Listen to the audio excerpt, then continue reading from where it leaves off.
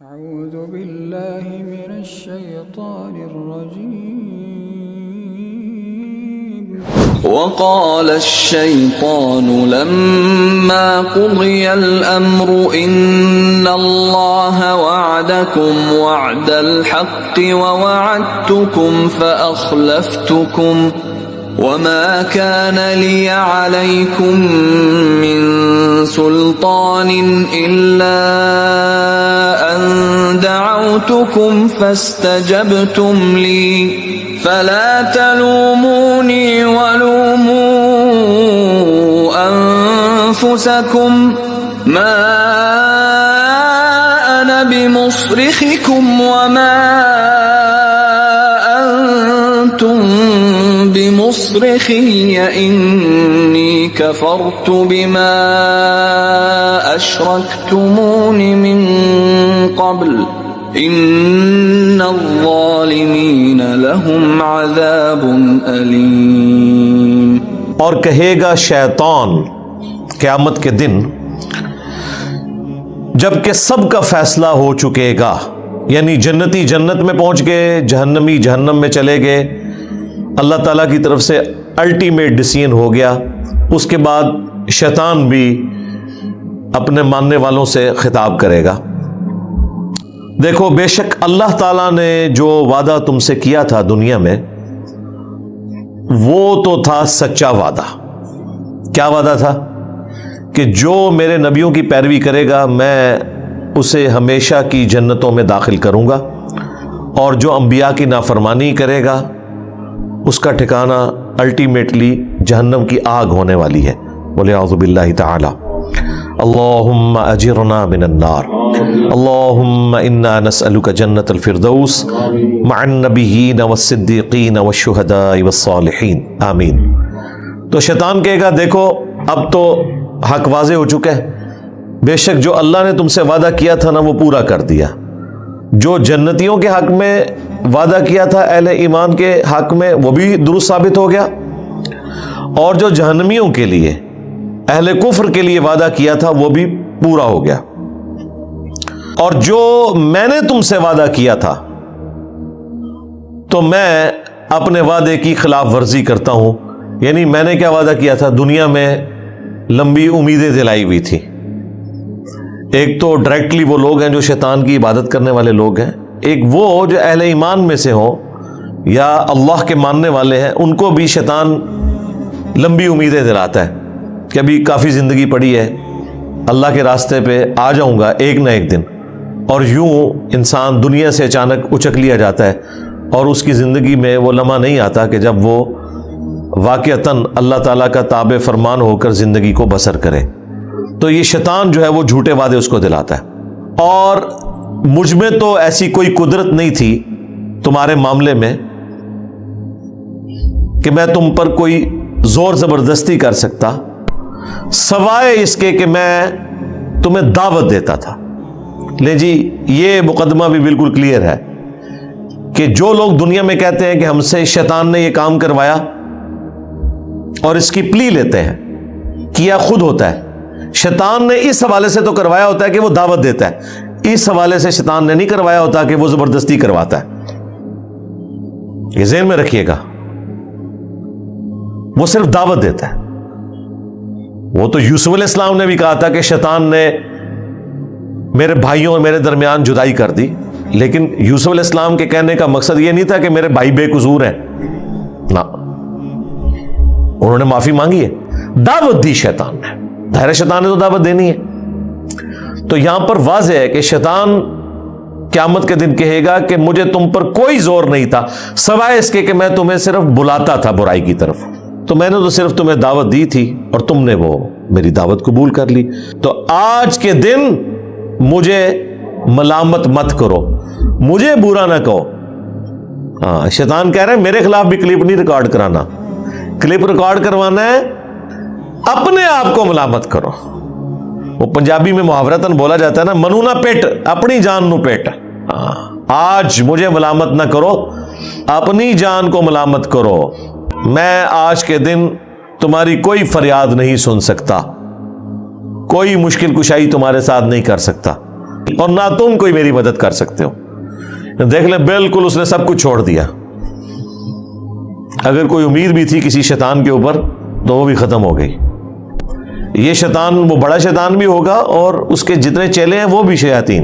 بے شک میں کفر کرتا ہوں, اس معاملے میں انکار کرتا ہوں جو تم میرے ساتھ شریک ٹھہرایا کرتے تھے آج سے پہلے, یعنی میں اس کا بھی انکار کرتا ہوں. تم نے اپنا بیڑا غرق خود کیا. اگر تم نے مجھے شریک ٹھہرایا اللہ کے مقابلے پہ, اپنی نفسانی خواہشات کو شریک ٹھہرایا, تو میں اس سے بھی انکاری ہوں. میرا کوئی لینا دینا نہیں, میں نے تو صرف دعوت دی تھی, برائی پہ تم خود چلے. اگر تم نے اللہ کے مقابلے پہ مجھے کھڑا کیا تو مجرم تم ہو.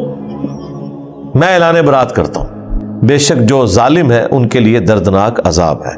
وَأُدْخِلَ الَّذِينَ آمَنُوا وَعَمِلُوا الصَّالِحَاتِ جَنَّاتٍ تَجْرِي مِن تَحْتِهَا الْأَنْهَارُ خَالِدِينَ فِيهَا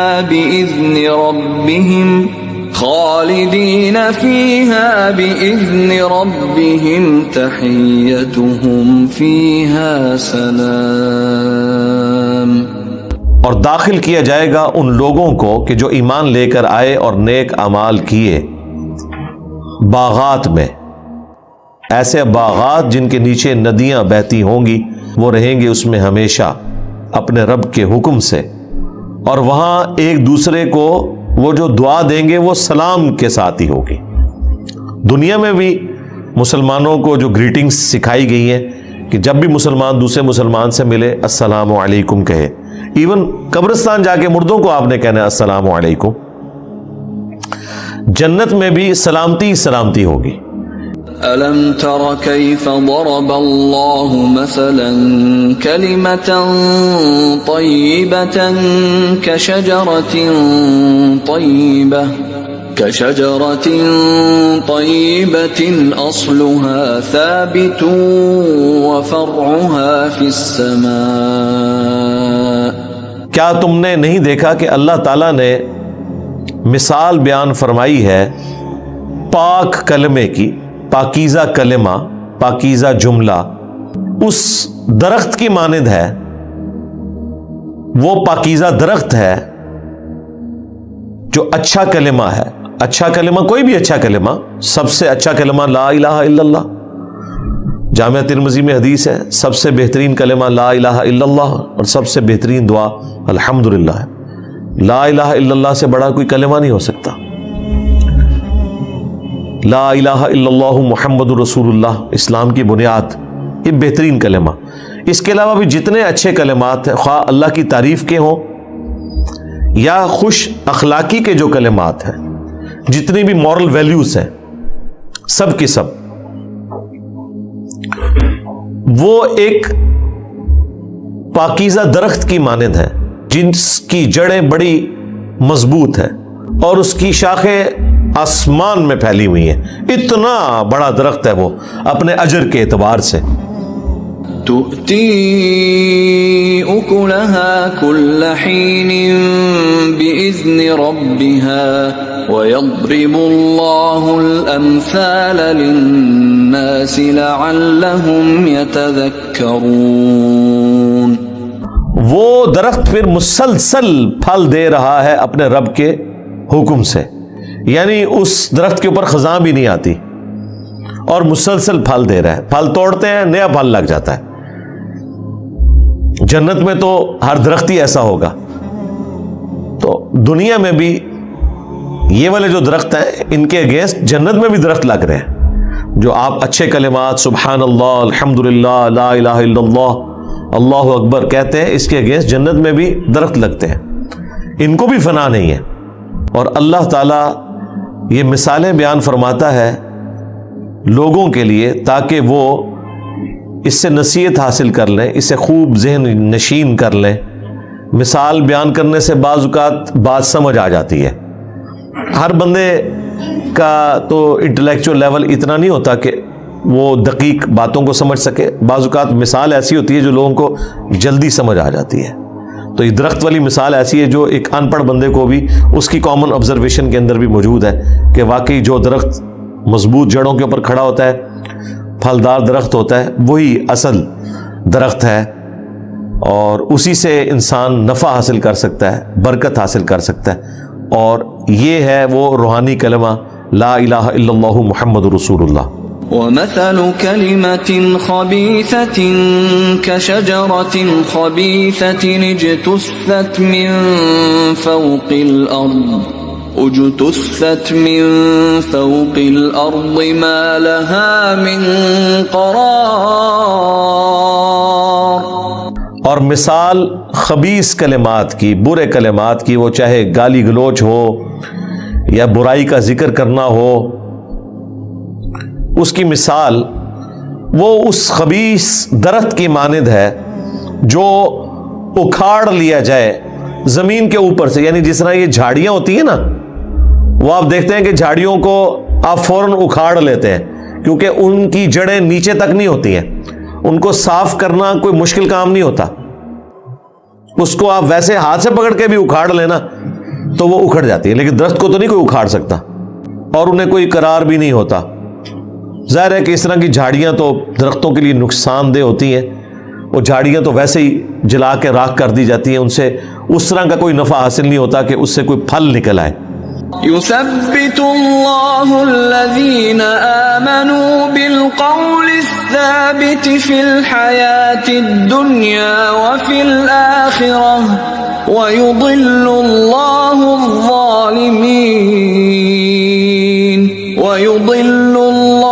الظالمين ويفعل الله ما يشاء۔